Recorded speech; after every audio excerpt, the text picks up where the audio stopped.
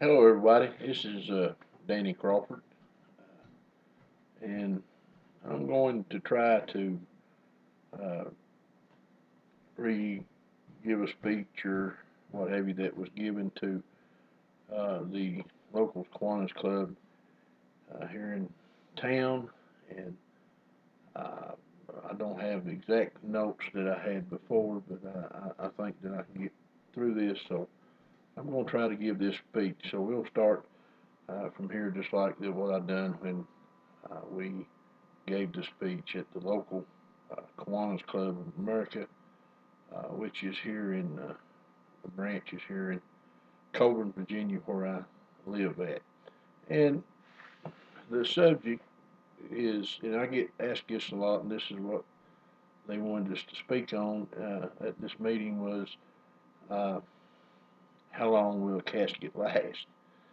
And so that's going to be the subject of the speech, and of course, we'll bring in a little embalming information too.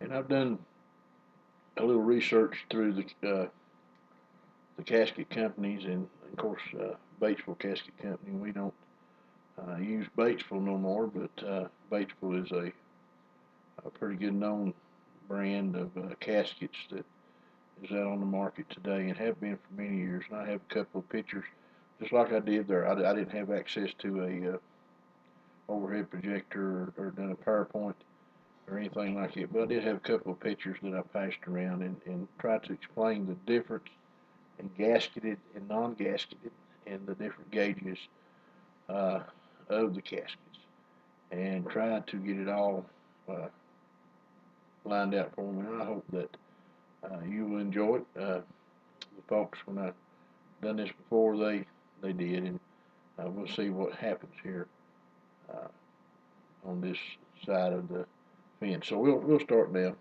I'm not dressed up like I was. I got my t-shirt and shorts on, sitting in my office down in the basement. So I'm not.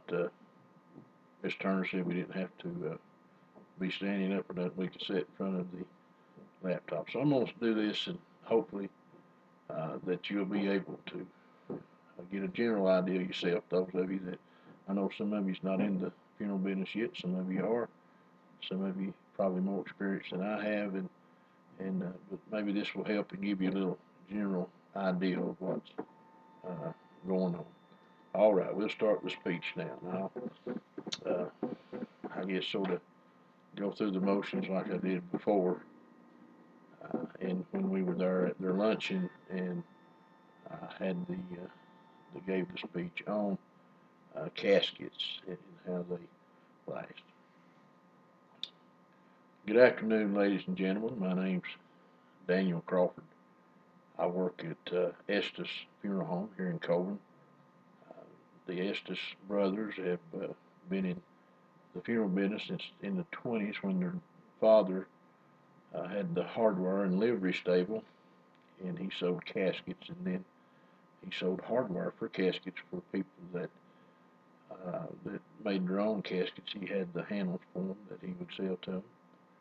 And then the three brothers, they was really four brothers, but one of them went to another town and started the funeral business, and then uh, Beverly, B.M. Estes, Homer, and Lewis Estes, three brothers, they stayed there at Colburn and been in business since 1935. It used to be Estes Hardware and Funeral Goods.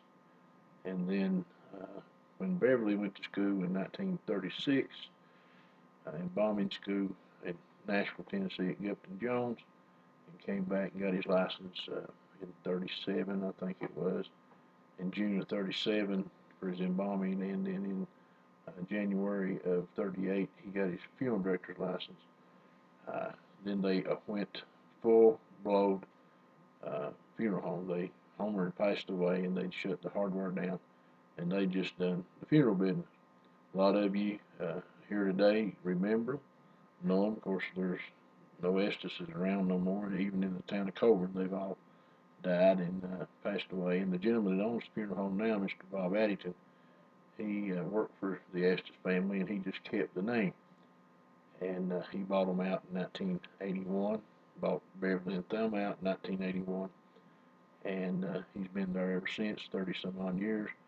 I've been back to give you some of my credentials. I started out fooling around there, not fooling, but fooling around there when I was a young man in high school, washing cars, cleaning tents, and stuff like that.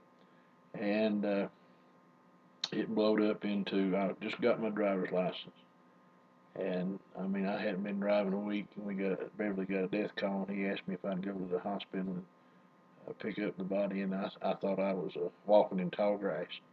And I got bit by the bug, and once it gets in your system, it's hard to get out. And I served my apprenticeship at a young age, and then I got married, and things changed with children, and I had to get a real job, I guess you could say, in the coal mines, or a better paying job in the coal mines. And so I raised my family and worked in the coal mines and was a foreman for Consol Energy and Alpha Natural Resources until I got my shoulder hurt, and they had to rebuild my shoulder, and they pulled me out of the mines underground. So I've been back full time. Of course, during this 30-some year hiatus, I done part-time work. I would go make removals and stuff like that, and help them work funerals and things of that nature. But I've been back full time back there with Mr. Addington for the past 3 years, and of course I do all the embalming and work all the funerals. A lot of you see me around, know who I am. Some of you know me since I was a small child, and know my family, and so we'll carry on with that. But we get we'll drop that right here. But we get a lot of questions, or I do, when we take families into the showroom, when they the display room, showroom, whatever you want to call it, when they come in to make the funeral arrangements. And one of the questions is that I get is, and I'll touch just a little bit. This is not the main focus of the talk today, but and I hope that you will learn something, and hope this will be helpful to you. When they come in to make arrangements, some of the questions that we get is embalming required by law? Well, in the state of Virginia, no, it's not.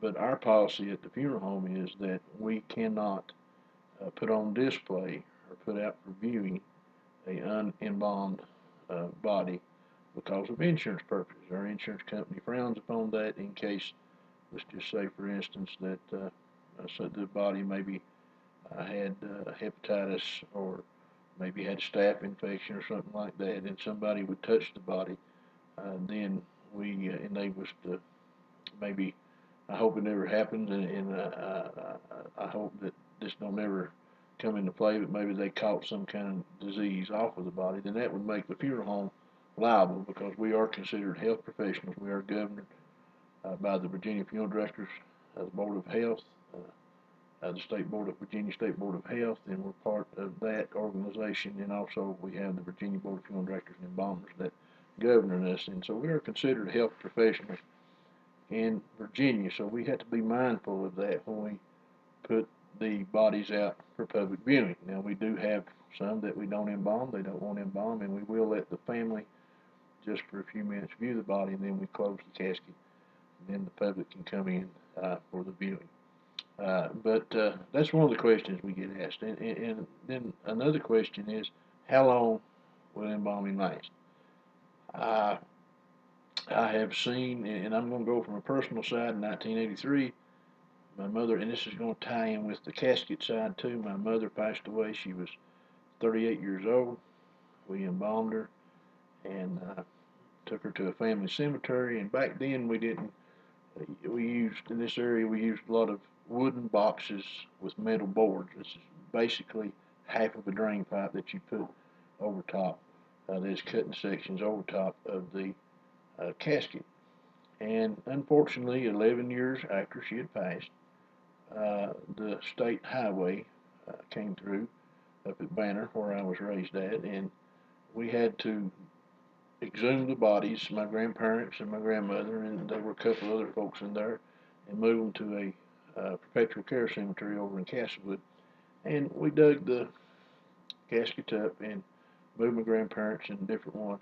And when we dug my mother up, the backhoe accidentally dented the top of the casket. Well, this being done, they had to, we had the option of getting a new casket because it was their fault that it was destroyed, or just leaving it like it was. And the seal wasn't broken, just had a small dent in it, and they were keeping their word that they would. So we had that option that we could either put her in a brand new casket or not. So me and my dad went down to the funeral home, and of course they was a little older, and she'd been down for 11 years, and they was a little older, and they opened the casket, and she looked, after 11 years, looked real good. The only place that was decaying was the very tip of her nose, and she looked very, very good, and so we just decided to leave her in that casket, took her to the cemetery, and put her in a concrete vault. Now, with that being said, next question that we get asked, or I get asked, is which is the best casket? Caskets, and how long will they last? So caskets are different metals, different woods, different things, and a lot. And I'm going to refer to a website that I found, and it is a consumer activity group that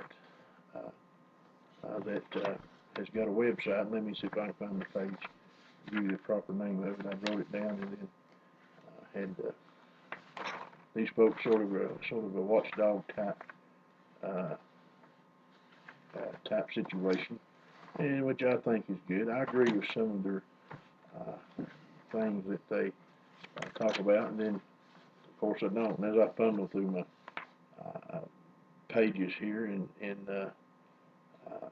this is it says common funeral myths, and this I found this on the web, and it's the Funeral Consumers Alliance. It's www.funeralconsumeralliance.com if you'd like to look it up. And I agree with this point right here.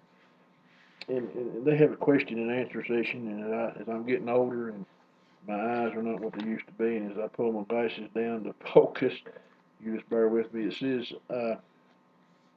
protective caskets help preserve the body is the question. And this is the answer they give. It says, while gasketed caskets may keep out air, water, and other outside elements for a while, the body will decompose regardless. In fact, a gasketed or sealer casket interferes with the natural dehydration that otherwise would occur. Fluids are released from the body as it begins to decompose, and the casket is likely to rust out from the inside.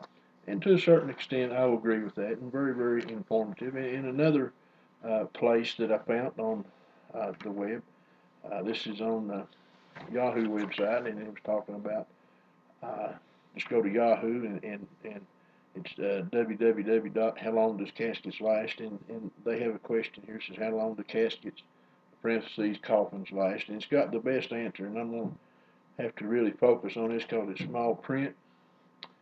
It says here in the thing here, it says, depends on the type. I'm going to take my glasses off, I guess. It depends on the type of the coffin. Bear with me for just a minute. When you get old, things like this happen. Of course, a lot of you didn't know about that, I'm sure. It says it depends on the type of coffin and the outer container that the casket is buried in. It also depends on the acid in the soil, if it is in the outer container, and the type of casket that they have bought to put in the ground. Wood caskets will decay faster. Metal caskets have their own specific issues. Embalming the body does not prevent the body from decaying, and the sealed caskets sometimes rust from the inside out. So this is generally both groups generally agree, and I will too, that sometimes it's better. Depends on what you want, and when you come to pick a funeral out, what you can afford.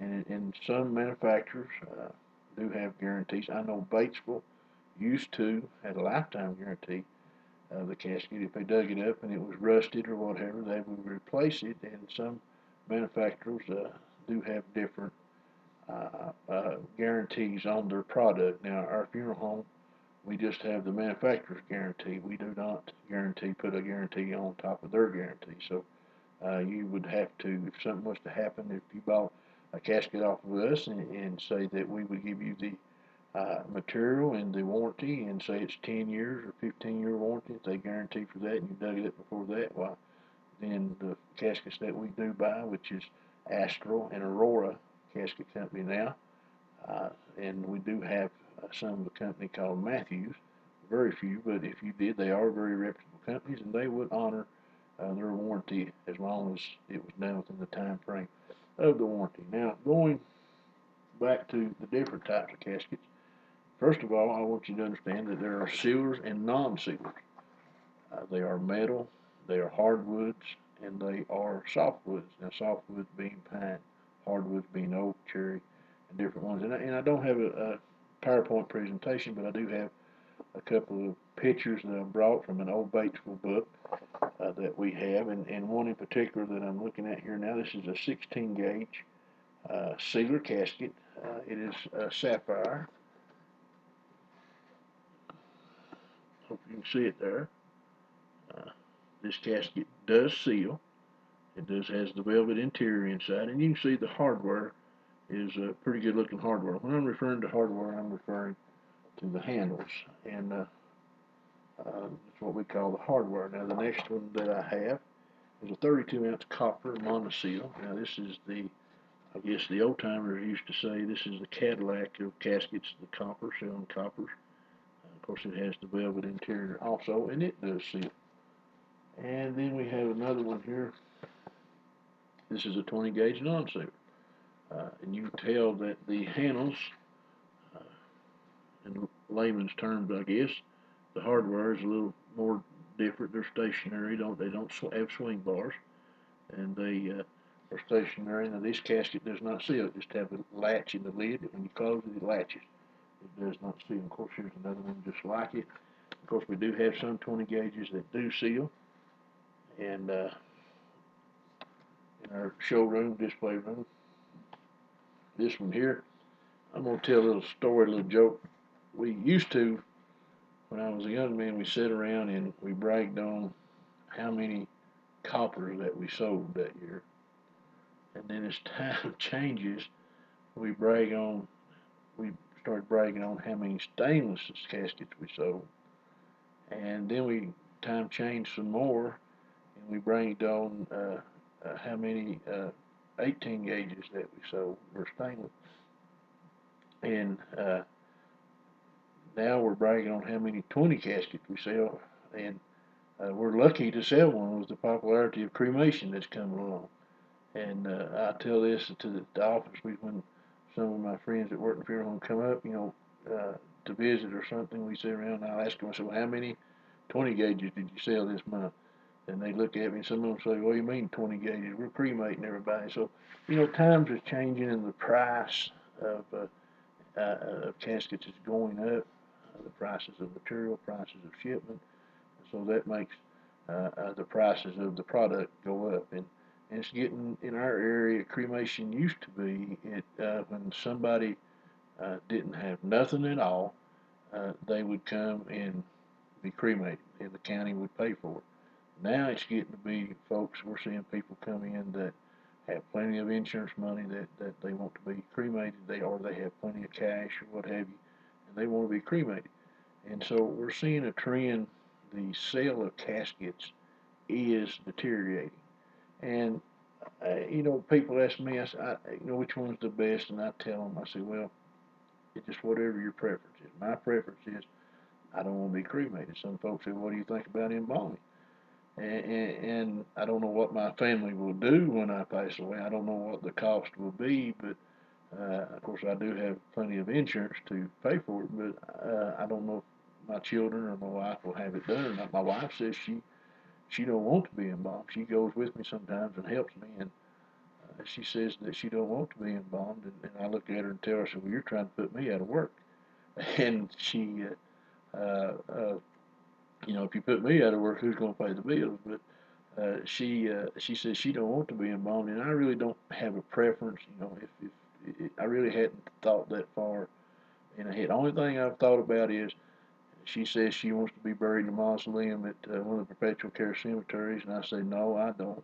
I'll stick you in there if you go first, but I won't be took up to the barn where the bears and the deers and the cattle can walk over. We got a little cemetery on our property over in Russell County, and I said, I'm going to be took up there and buried. She says, well, the green bars will grow over. I said, well, come pick blackberries or something when you come to visit me, but I want to be off to myself. So, and it really doesn't matter, I guess, but I do want to say this, the meaning, I looked up the meaning, of course I've known this for a long time, the meaning of the word casket is a small box that you would put, and I'm just sort of shooting from the hip here. I've lost my paper, but the meaning of the word casket is a small box that you would put a jewel or something of value in.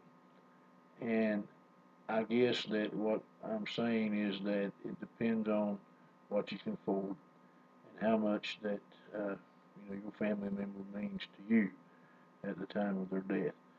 And we try to treat each person that the family's entrusted in our care as that is sort of our motto, or my motto especially. Each family person is someone's jewel, so we try to keep that very, very adamant and very, very sincere about that your loved one is, when we bury them, your loved one is in good care. I try my best to treat them, each one, with the utmost respect and as a precious jewel, because that's somebody's child, or somebody's mother, or somebody's dad, or somebody's brother or sister. So I try to do that and try to get that, make sure, and that's the meaning of the word casket, someone's jewel. Now here's another picture that this is a Cadillac, and we have one, but we don't sell it, and if we ever do, I'll probably take a vacation. This is a full couch with a half couch panel, 48-ounce bronze, and we do have one, but I'll probably never get to sell it, none whatsoever. And then here I got one picture of hardwood. This is solid cherry. Now in the hardwood section, and I didn't have a pine, we don't carry a pine or softwood, but in the hardwood section, the caskets are, they do not seal, they just latch, they do not seal, and then whatever container that you put the body in, if it be concrete vault, steel vault, or a polyurethane grave liner. Now we do carry all these products, and